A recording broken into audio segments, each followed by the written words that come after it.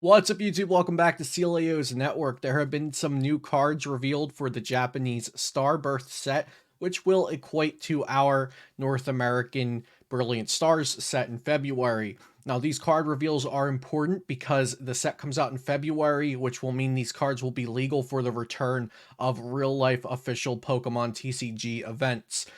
The regional championships and international championships starting back in March 2022. So this is a very important set, and I'm really excited to get into looking at this handful of cards that have been revealed today, including one of the new V-Star Pokemon. So, before we get into it, shout out to my sponsors, PotownStore.com, the best place to get PTCGO codes. You can use code CELIO for 5% off, and also CardTrooperGames.com, where you can use code CELIO for 5% off on booster boxes and single cards. You can find my standard format deck lists over at PokemonCard.io. Be sure to subscribe to the channel for daily Pokemon TCG content. Leave a like and a comment. Let me know which of these cards we look at today you're the most excited about. And let's get into it with Empoleon. Warning, there is some stage 2 copium happening in this video.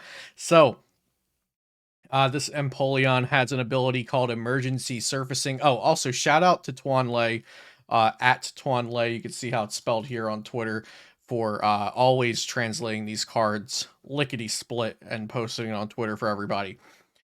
So Empoleon, the ability is Emergency Surfacing. Once a turn, if this card's in your discard pile and you have no cards in your hand, you may put this card onto your bench, then draw 3 cards. This is better than a Beedrill we saw in the past, which was if this card is the last card in your hand, you can play it to your bench and draw cards. This is borderline playable. I'm not going to say that it will definitely see play. It would have to be played in a specific kind of deck that knows it will be able to empty the hand, but we also know that Ultra Ball is in the reprint horizon. I'm not sure if we're expecting Ultra Ball in Brilliant Stars or maybe the set after that. But we do know that that Ultra Ball is somewhere in the horizon, which would make playing a card like this even easier. And then it has the attack water arrow for a water energy. It does 60 somewhere, which isn't the worst thing ever. It's definitely an attack that I could see you using a few times over the course of a tournament if this Empoleon was in your deck for the draw power.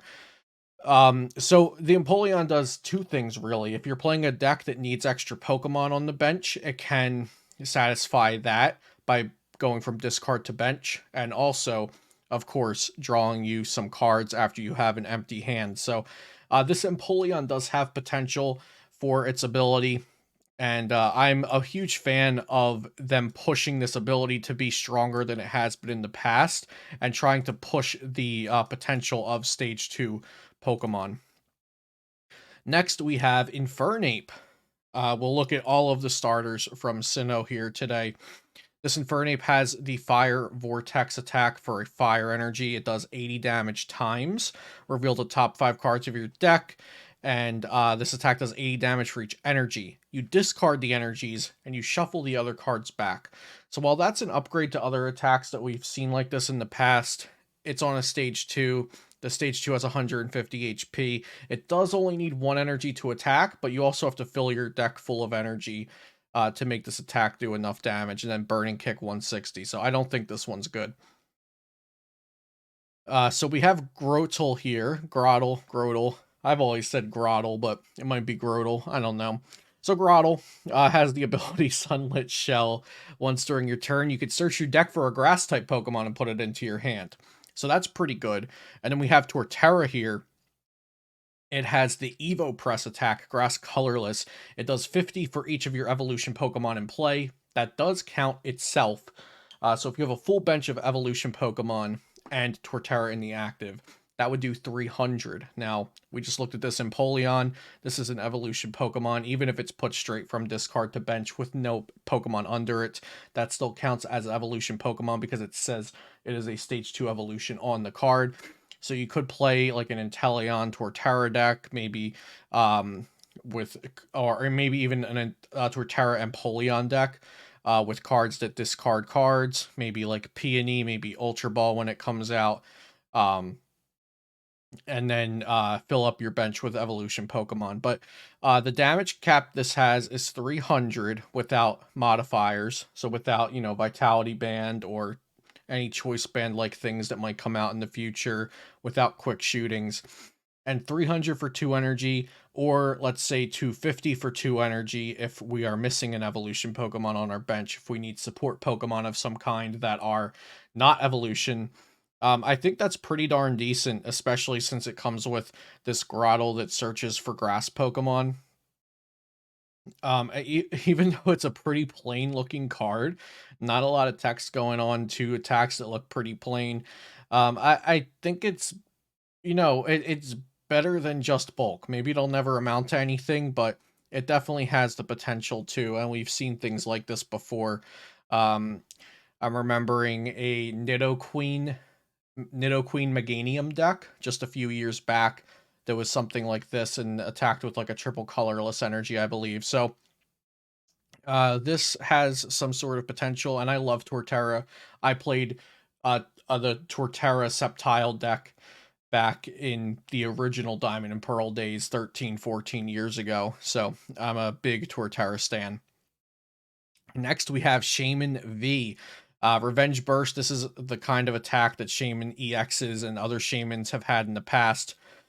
So Revenge Burst does 60 for a grass and a colorless, and then it does 40 more for each prize card your opponent has taken. So if they've taken 5 prize cards, this attack does 260 for 2 energy. And what's cool is this could easily be like bench to Shaymin out of nowhere, Raihan to it, attach, boom, 260. If they've taken 4 prizes, it does 220 and so on and so forth. So even just 220, that can take out V Pokemon, that could take out stage 2 Pokemon, that could take out basic V bench support that you can gust up, whatever. So even 220 is not too bad. But then we have Shaymin V Star, which is a really awesome looking card. That card is beautiful. I do feel the kind of level X vibe almost, but then again, they have their own special frames and like that golden V icon. I really love it. But the Shaymin V Star also has Revenge Burst, but with a base of 120, so that base is doubled. So that means if your opponent has taken 5 prizes, you're doing 320. That can knock out a lot of VMAXs in just one hit. And then the ability Star Bloom, you may use this ability during your turn. Heal 120 damage from each of your grass Pokemon. That is your V-Star power. You can only use one of those a game. But healing 120 damage from your whole board, that sounds like Leafeon not needing to play Pokemon Center Lady anymore for the spread matchups. That sounds like you just auto Jolteon now. You're like, wow, you just did 100. Well, I get once per game, I get to say remove your entire attack you just did. That sounds pretty darn good. And it's only a 2 prizer. Remember, V stars are only worth 2 prizes. And then when your opponent takes 4 or 5 prize cards, you can go in and swing for 280, 320 with the Revenge Burst. So I think this is awesome. Not entirely certain that it is better than Leafeon V-Star, but you could play a Leafeon V-Star in your deck since you already have Leafeon Vs in a Leafeon V Max deck, right? And then just tech in a 1-1 Shaymin V-Star line for spread matchups where your opponent doesn't have high retreat costs and you want a different attacker. It's just a solid 2-prize attacker as well to try to go Leafeon VMAX, then like go Leafeon VMAX, Shaymin V-Star, Leafeon VMAX, or something like that. Then we have Cynthia's Aspiration, which is quite similar to Cynthia's Feelings, which is quite similar to the current Bruno card we have. I happen to have Cynthia's Feelings in a Magikarp deck on my desk here, I believe. Yeah, here we go. So we've got a Cynthia's Feelings from Diamond and Pearl Legends Awakened right here. Not the optimal camera setup to show you guys this, but I think the glare might look, yeah, there we go. Cynthia's Feelings from Diamond and Pearl Legends Awakened.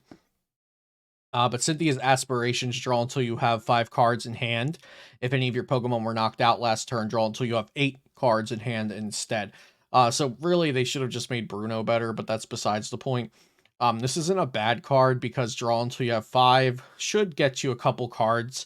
at multiple points throughout the game. But draw until you have 8 after something was knocked out is really good for evolution decks, for single prize decks, like that Torterra deck we were just speaking about. If the Torterra is knocked out and you have a rare candy in your hand but not a Torterra, you don't want to Professor's Research your hand away. You want to play down a supporter that allow you to keep those cards you have for some sort of combo and then draw up other cards.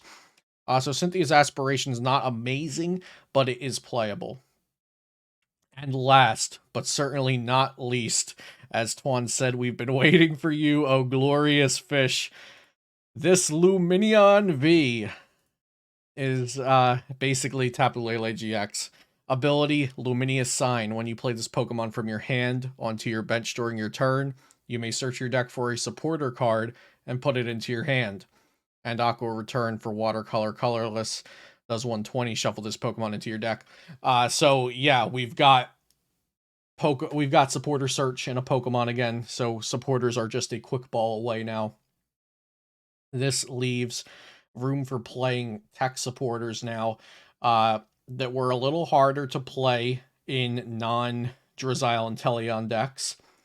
So you can, or even just supporters that you want to play on turn 1 going second that Drizzile and Teleon decks didn't help with. Now, Lumineon can get those on turn 1 going second. If you have a quick ball in your hand, sure. So this opens up the possibility for some supporters that were almost good to be good now, maybe. And also just make decks more consistent. Of course, it's scary to have this in the format when we have Boss's Orders, and we know Boss's Orders is staying around for quite a long time because it did get a an F block reprint in the Japan 100 decks with a Cyrus art, I believe. We'll see if Tuan has that on here. Yeah, so Boss got reprinted, so we'll have that for a couple more years at the very least. But yeah, so this is the last card today that we're looking at out of Sword and Shield 9 in Japan, which I believe is called Star Birth, and it will be Brilliant Stars outside of Japan. So this Lumineon V, definitely going to be a card that we see around. Maybe not immediately going to be in every deck because Drizzile and Inteleon are around right now, but it will see a lot of play throughout its time. I'm excited to try to make Torterra work, even if it doesn't work enough for competitive play. The same with Empoleon. I'm excited to play with that card. And I think Shaymin V and V-Star both will have their uses throughout their lifespan in the game. So yeah, pretty cool stuff today. Getting closer to knowing the entire Brilliant Star set. We're just waiting for Whimsicott V and Whimsicott V Star to be revealed, and then we can start testing and theory crafting and all that good stuff for the return of major in real life events in 2022. So with that, I'll leave you guys today. Thank you for watching. Remember to comment down and let me know which card you are most excited about out of today's reveal and review. And subscribe to the channel for daily Pokemon TCG content if you have not already. Check out my sponsors and other links down in the description below. And thank you so much for watching today. I'll see you next time here on Celio's Network.